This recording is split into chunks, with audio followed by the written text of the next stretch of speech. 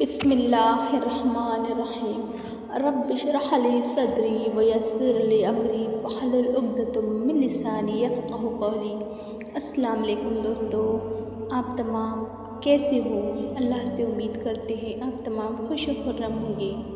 ہم آپ کے سامنے ایک واقعہ پیش کر رہے ہیں، امید کرتے ہیں آپ کو ضرور پسند آئے گا، اور اس واقعے سے آپ کو کیا سبق ملتا ہے کمنٹ میں ضرور اپنی رائے دیجیے گا، اور اس واقعے کو پورا سنیے گا۔ ایک غلام تھا۔ ایک دن وہ کام پہ نہ گیا تو اس کے مالک نے سوچا کہ مجھے اس کی تنخواہ میں کچھ اضافہ کر دینا چاہیے تاکہ وہ اور بھی لگن سے کام کر سکے اور آئندہ غائب نہ ہو۔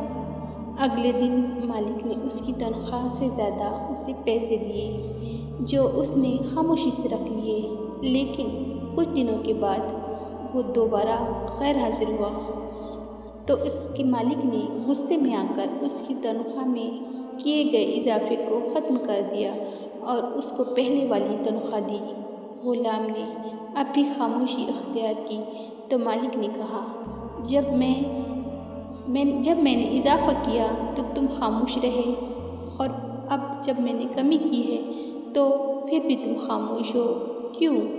تب غلام نے جواب دیا، جب میں نے پہلے دن غیر حاضر کی تو اس کی وجہ بچے کی پیدائش تھی، اور آپ کی طرف سے تنخواہ میں اضافے کو میں نے وہ رزق خیال کیا جو اپنے ساتھ وہ بچہ لے آیا ہے، اور جب میں دوسری مرتبہ غیر حاضر تھا تو اس کی وجہ میری ماں کی وفات تھی، اور آپ کی طرف سے تنخواہ میں کمی میں نے وہ رزق خیال کیا جو وہ اپنے ساتھ واپس لے گئی۔ پھر میں کیوں اس رزق کی خاطر پریشان رہوں جس کا ذمہ خود اللہ نے اٹھایا ہو؟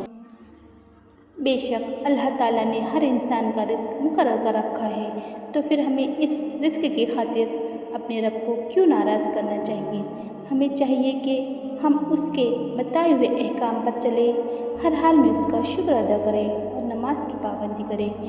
رزق کی خاطر نماز کو ضائع نہ کیجیے، کیونکہ جو رزق آپ کے نصیب میں لکھ دیا گیا وہ آپ تک خود پہنچ کر رہے گا۔ ہماری دل سے یہی دعا ہے، اللہ تعالیٰ آپ تمام کو رزق حلال دے اور بھرپور رزق دے۔ اس واقعے سے ہمیں یہی سبق ملتا ہے کہ رزق اللہ کے ہاتھ میں ہے، وہ جسے چاہے جتنا دے، ہمیں پریشان ہونے کی ضرورت نہیں۔